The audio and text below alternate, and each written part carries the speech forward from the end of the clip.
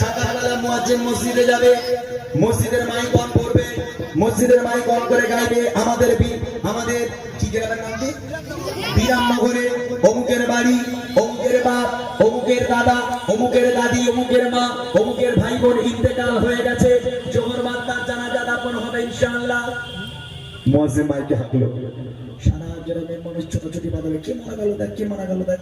কত মানুষ বলবে ই দেখ এই মানুষটা না কাল আমার পাশে বসে বসে গল্প শুনছিল, জানিস আজ মারা গেল। কত মানুষ আসবে আপনাকে দেখতে, আহা আপনাকে সুন্দর করে গোসল দেওয়া হবে, কাফন পরানো হবে, জানাজা করা হবে। জানাজা হয়ে গেল, খাটিয়া করে গোরস্থানে চলে যাওয়া হবে। মেয়েরা তো গোরস্থানে যায় না, তাই মেয়েরা আপনারা বোঝে না যে কবর জিনিসটা কি জিনিস। তাহলে আমরা তো যাই ভাই, এত মানুষের দাফন করতে যাই, এত মানুষের মাটি নেই। দেখবেন বিসমিল্লাহি ওয়া আলা মিল্লাতি রাসূলিল্লাহ বলে যখন কবরে শোয়ানো হবে মাইয়াতকে, তারপর বাঁশগুলোকে চাপা দেওয়া হয়। হে যুবক ভাইরা, যাদের নামাজের প্রতি মন মহাব্বত ভালোবাসা, নামাজের প্রতি তারা সব ভালো করে যখন বাঁশগুলো চাপা দেওয়া হচ্ছে, তারপর গলা পাতা ছাটাই দেওয়া হয়। তারপর দেখবেন ছোট্ট ছোট্ট ছিদ্র দেখতে পাওয়া যায়। এরকম চোখটা দিয়ে উঁকি মেরে ওই ছোট্ট ছোট্ট ছিদ্র দিয়ে কবরের তলায় একবার উঁকি মেরে দেখবেন রুহ পর্যন্ত কেঁপে উঠবে। যেই কবরে কাল আমাকেও যেতে হবে, এত ভয়াবহ কবর, রুহ পর্যন্ত জীবিত অবস্থায় যদি কেঁপে যায়, সেই কবরতে আমি শুয়ে থাকবো সারাটা জীবন, তাহলে আমার অবস্থা কি হবে? আহা, মন কান্না গিয়ে ফারিস্তারা নেমে এলো, এসে কি করবে দেখেন,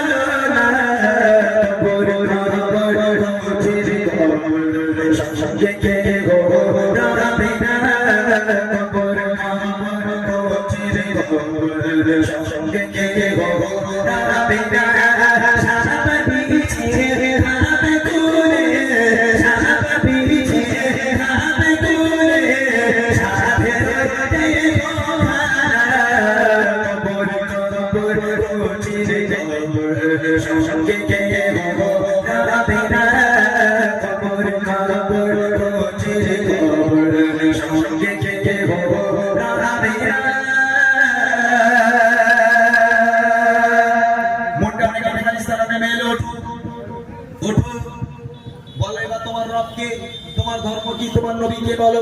সারা জীবন আয়েশা রামের জিন্দেগি কাটিয়েছো, কখনো মসজিদ মুখ হয়নি, মুয়াজ্জিন 5 বার করে ডেকেছে, একবারও ডাকে সাড়া দাওনি। ইমাম সাহেব জুম্মার দিনে কতবার বলেছে নামাজ পড়ো, যা নামাজ বেহেশতের চাবি, কথা তোমার কানে যায়নি। এবারও তো বলো তোমার রবকে, তোমার নবীকে বলো, কথা আমার কি বলো।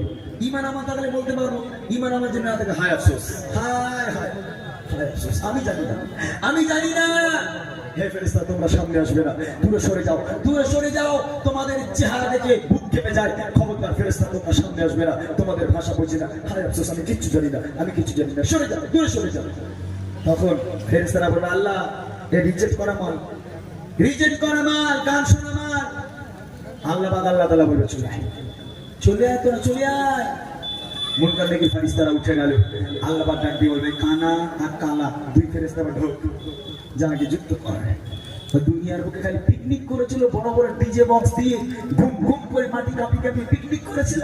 এখন তোরা যা ওরে ডিজে বানিয়ে ওরে লেতো, আর কবরের মাটি কাঁপা আমি আল্লাহ বসে বসে একটু দেখি। আহা, কবরে নাকি সাপ আসবে শুনেছেন? কত মানুষ মনে করে ও ওইরকম সাপ, মাঠে ধান চাষ করতে গেছি কত কামড়ালো, সাপ মরে গেছে আমার কামড়ে। তবে কবরে ওই হেলে সাপ, ডানা সাপ নয়, যে সাপ তোমার কামড়ালে সাপ মরে যাবে। কবরের একটা সাপ দুনিয়ার বুকে যদি কোনো একটা জায়গায় নিঃশ্বাস ফেলে, কাল কিয়ামত পর্যন্ত সে জায়গায় সবুজ ঘাস জন্ম নেবে না। এইরকম বিষাক্ত সাপ এক একটা কবরে 99টা করে থাকবে। যাও, কাল থেকে নামাজ কাজা করো, নামাজ পড়া দরকার নেই, যাও আয়েশ আরাম করো। যেদিন মৃত্যু হয়ে যাবে, মারা যাবে যেদিন তুমি, সেদিন বুঝতে পারবে। আজকের বক্তারা, শিল্পীরা, ইমাম সাহেব, মুয়াজ্জিন সাহেব, মুরব্বীরা, বাপ মা এতবার বলে গেছিল, যদি সেই সময় নামাজ পড়ে তওবা করতাম। হে যুবক, তোমাদের ইবাদত আল্লাহর কাছে অনেক প্রিয়, তোমরা তওবা করে আল্লাহর পথে ফিরে এসো। আল্লাহ পাক বলছে, ওরে আমি তো দয়ালু, আমি তো দাতা, আমি তোদের পূর্বের জীবনের পাহাড় পাহাড় সমতুল্য গুনাহকে মাফ করে দিয়ে বেগানা মাসুম করে তোমার বলছে, বলবো সুবহানাল্লাহ। তাই